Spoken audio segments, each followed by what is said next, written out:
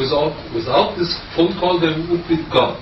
Yeah, the whole lot would have just been thrown in the skip. And which is, but people lie to you, man. It's like, because you're made to feel in any job, if you're supplying something somebody wants, they tell you it's great and they love it. But the reality of it is, it's just product. To the people that run the companies, it's just product, and they want to keep that coming.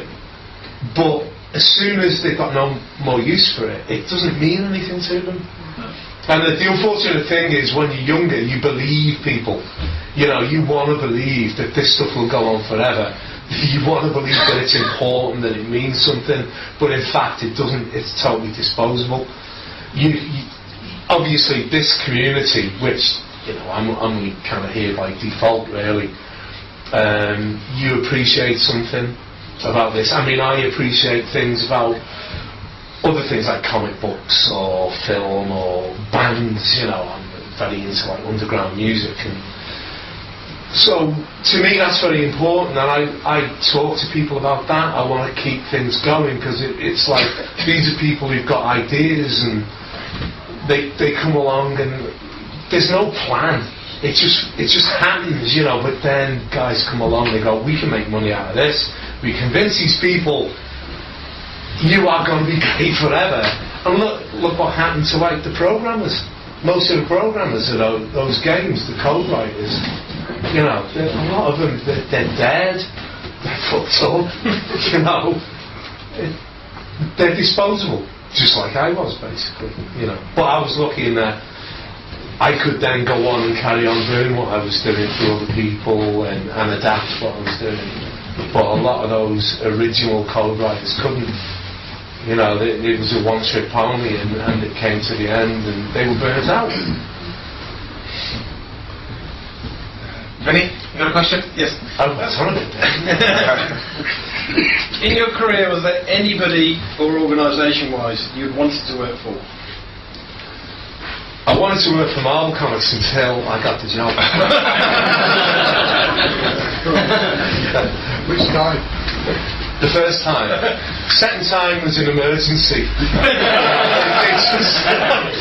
The first time I worked for them, that's all I ever wanted to do, and I kind of enjoyed it for a couple of years, and then realised that I preferred actually looking at other people's work and doing it myself.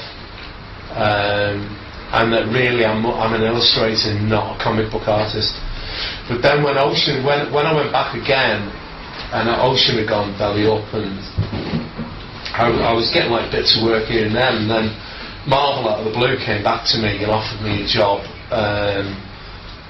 So I just took it immediately, regretted it about 18 months later because it just drove me crazy. And also the business had changed again, and it was like that corporate thing, plus the fact that Marvel was just going into Chapter 11 at the time, bankruptcy. So it was all getting very strange. So I just found other things to do. Any questions? Yeah, yes, Matt.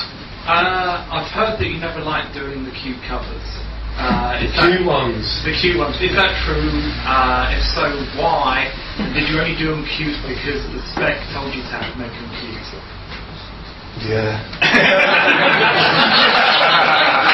Yeah, well, I just did. I mean, there were things like Rainbow Islands. It drove me crazy doing that cute stuff. I wanted to. I enjoyed doing like the more realistic stuff and also kind of more action stuff. But the cute stuff just drove me crazy. Actually, I don't mind doing cute stuff now, which I do quite a lot of. Kids' books, licensed kids' books. But then, my mates used to take this out. They kind of come round and go, what are you doing now, Bob? I'm going to tell everyone. A question for Andreas. Is there anything that you're particularly looking for currently?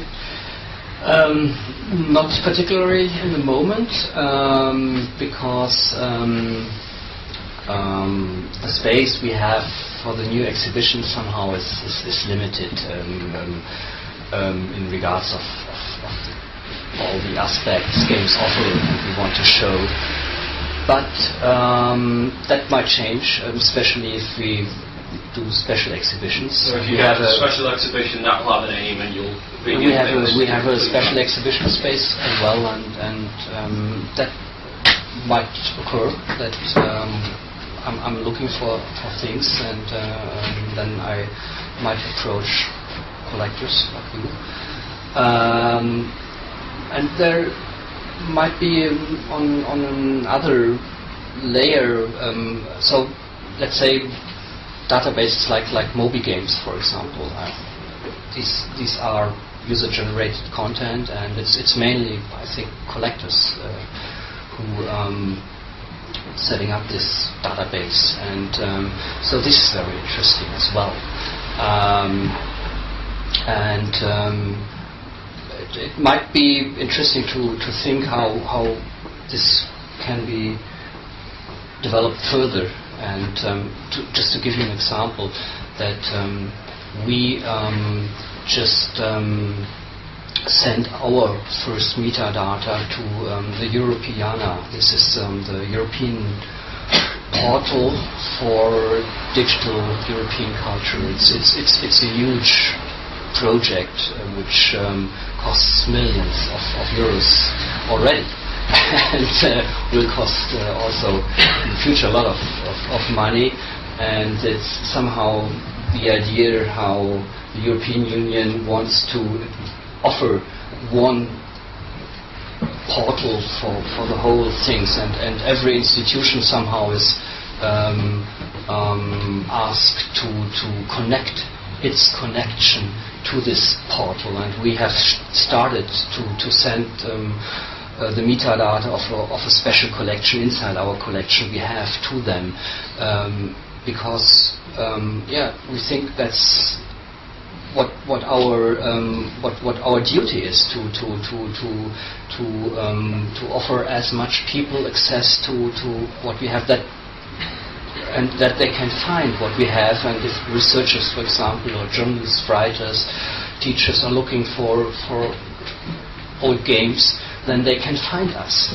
And this is something I think very interesting to maybe look together, or search for ways how these treasures, these metadata treasures, which are already there, might be better researchable for not only fans and not only for the community, but also for the whole society. And this is something we have meanwhile understood how the things are working at these social on this institutional levels. And I think this might be an interesting way to think together how what is there can be advanced and can be made more compatible to this institutional needs.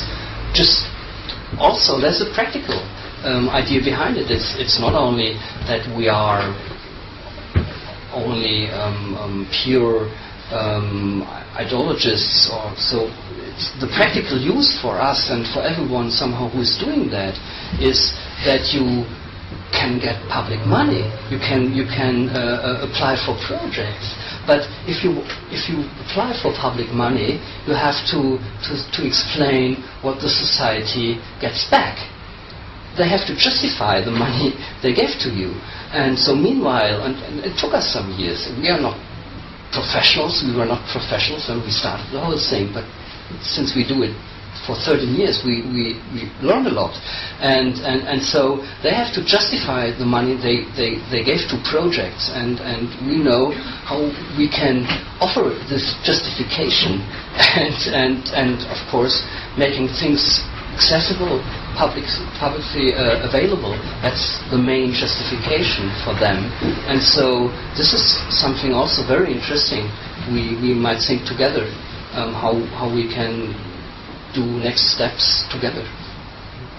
It's the interface to outside, giving information